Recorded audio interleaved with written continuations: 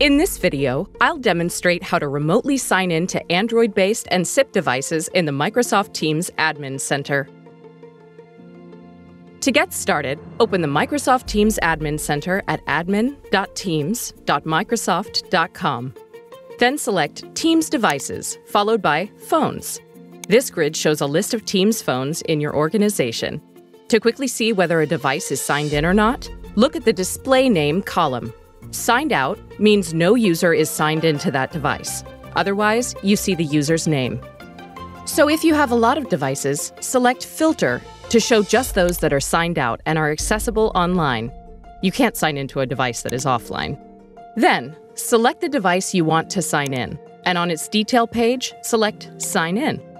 On the Sign In a User modal, after a few minutes, you'll see the steps you must follow. The important bit here is the device code. Copy that to the clipboard and open Microsoft.com/device login in another tab. In Enter Code, paste the code you copied to the clipboard and select Next. Remote sign-in doesn't support personal accounts, so you'll need a resource account to sign in. Enter its email address and password and select Sign In. Confirm that you're signing into the Microsoft Authentication Broker by selecting Continue.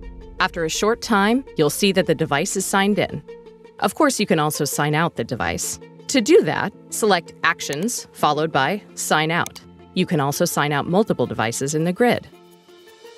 To learn more about using the Microsoft Teams Admin Center to remotely sign into Android-based and SIP devices, see our documentation on Microsoft Docs.